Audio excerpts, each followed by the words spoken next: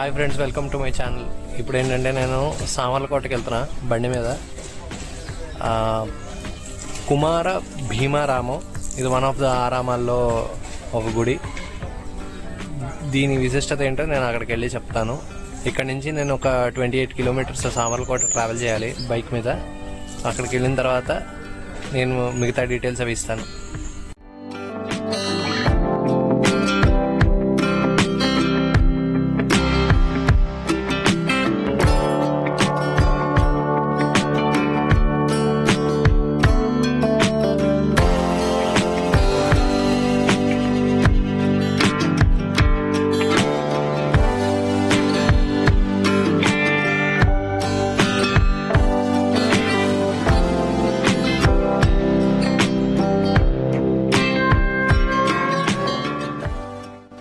పెద్దాపురం వరకు వచ్చేసా.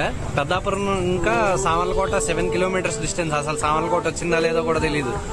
ఆల్మోస్ట్ హైదరాబాద్ సికింద్రాబాద్ లాగే ట్విన్ టౌన్స్ ఇవి.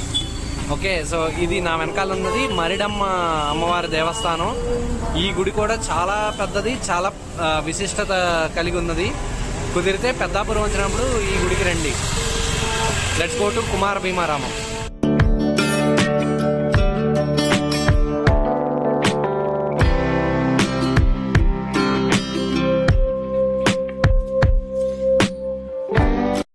గుడి దగ్గరికి వచ్చేసా.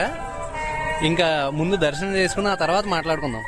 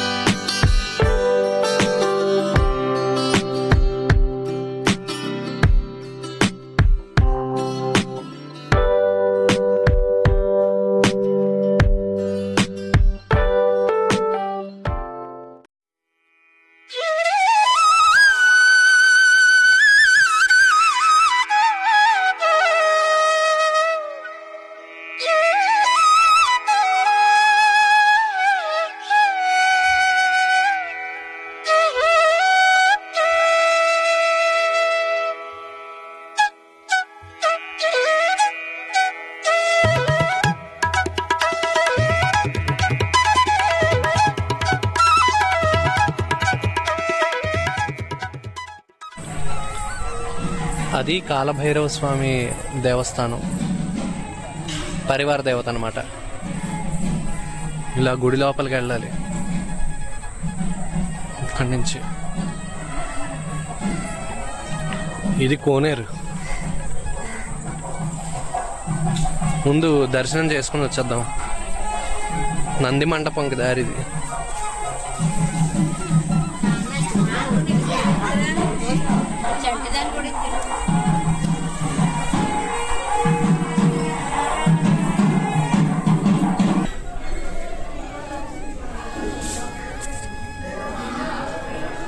పదహారు అడుగుల శివలింగం ఇది. అందుకు ముందు పైనుంచి దర్శనం చేసిన తర్వాత కింద నుంచి దర్శనం చేసుకోవాలి. సేమ్ టు సేమ్ ద్రాక్షారామంలో గుడి ఎలా ఉంటుందో అదే సేమ్.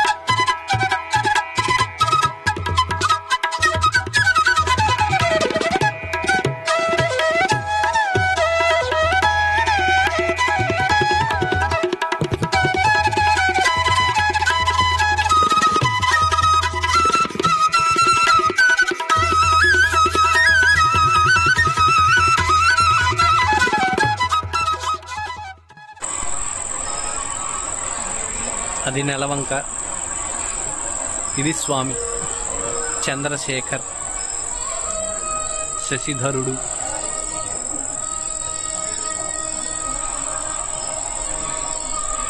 ఇలా ఇక్కడి నుంచి మనం ఎగ్జిట్ అయిపోవచ్చు.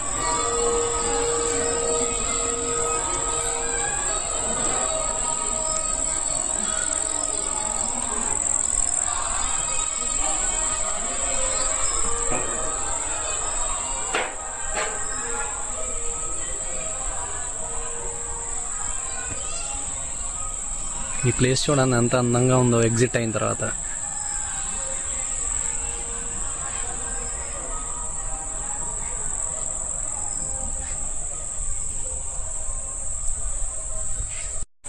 నా దర్శనం అయిపోయింది, చాలా ప్లెజెంట్గా ఉంది.